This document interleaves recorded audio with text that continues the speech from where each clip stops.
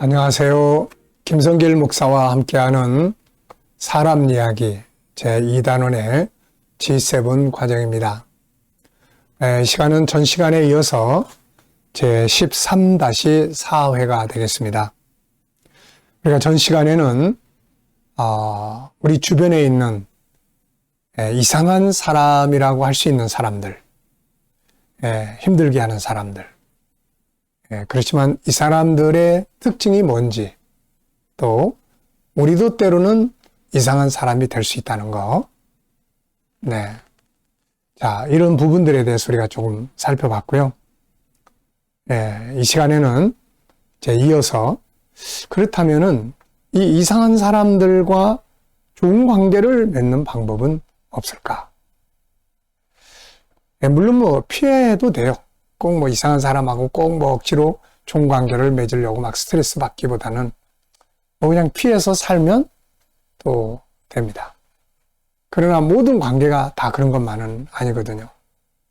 좀 이상하지만 어쩔 수 없이 같이 가야 되고, 가정이든 직장이든 우리 사회든 어디든 하여튼 이상한 사람 없는 곳은 없으니까요. 근데 그렇다고 해서 그냥 난 저 이상한 사람이 싫어. 나 여기 일 못하겠어. 그리고 그만둬버리면 또 다른 곳에 가면 또 사자를 피하니까요. 호랑이가 있고, 호랑이를 피하니까 사자가 있고, 이런 식이 되는 거죠, 이거. 그래서 가능하면 아예 그냥 저런 사람들을 어떻게 좋은 관계를 맺을 수 있도록 할 수 있을까? 물론 어떤 경우에는 피해야 되죠. 나에게 정말 큰 피해를 주거나 어떤 악한 일을 할 수 있는 사람들은 피하는 게 제일 좋죠. 그러나 일반적으로 이상하다 하는 사람들은 이렇게 좋은 관계를 맺는 방법들을 좀 훈련해서 내 단수를 좀 이렇게 높이는 것이 좋지 않을까 싶습니다. 자, 251쪽입니다. 이상한 사람들과 좋은 관계 맺는 방법을 일단 10가지를 여기 소개합니다. 첫째는 이상한 사람이 있다는 현실을 이상하게 여기지 마라. 참 이상해. 왜 이렇게 내 주변에 이상한 사람 많지? 이게 아니고 세상은 다 이상한 사람들로 꽉 차 있지 이렇게 이해하고 인정하는 거죠. 왜냐하면 세상은 원래 하나님이 만들어 놓으신 대로 정상적인 세상이 아니라 죄가 왕노릇하는 세상입니다. 그러니 이 죄의 지배를 받으면 사람들이 다 이상해지게 되는 거죠. 그래서 세상은 타락되어 있고 인간 속에 있는 하나님의 형상은 파괴되어 있습니다.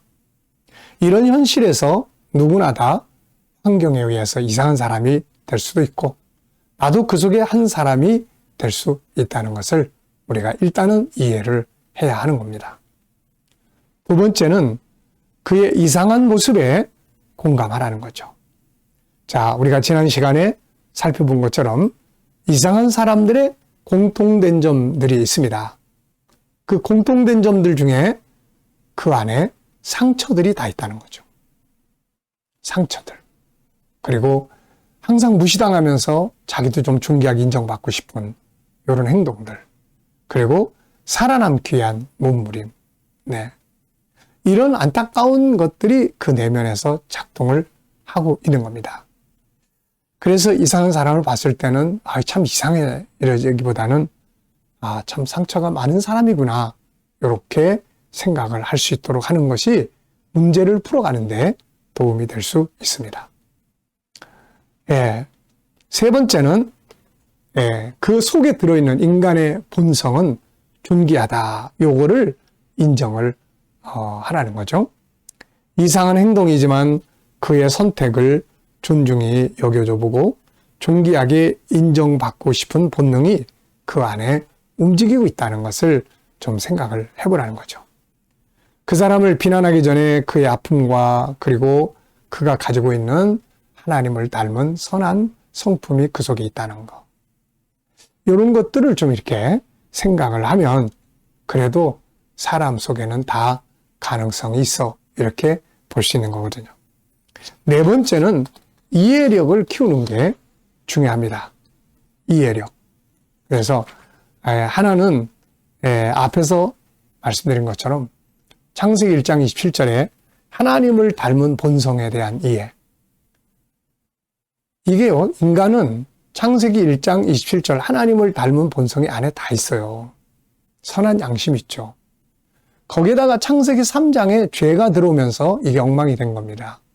그래서 이상한 사람들은 죄성이 조금 더 강해진 사람들이죠.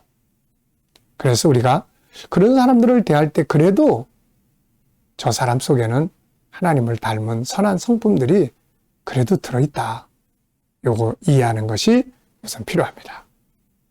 그런 성품들이 이제 여러 가지 환경의 장애를 만나면서 상처들을 받고 그러면서 또 살아남기 위해서 몸부림을 치다 보니까 저렇게 좀 이상한 사람으로 굳어져 있다. 이렇게 이해하는 게 중요하고요. 또 하나는 배후에 있는 어떤 사정들. 그 사람이 그렇게 되기까지 배후에 어떤 아픈 사정들이 있거든요. 자, 제가 가끔 이 이야기 들려드립니다.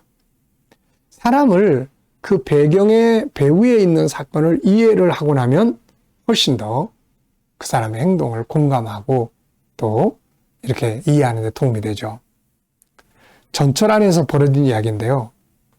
남루한 차림에 덥수로 간 수염도 깎지 않는 중년의 남자가 5명의 철부지 꼬마 아이들을 데리고 지하철을 탔습니다.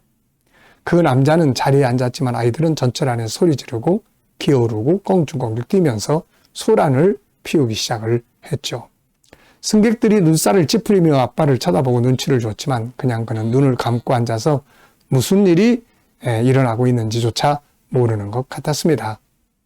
마침내 성질 급한 한 여자가 더 이상 참지 못하고 일어나더니 그 남자에 가서 어깨를 툭 건드리면서 이것 보세요. 아이들 좀 어떻게 해보세요. 도무지 정신이 없어서 견딜 수가 없네요.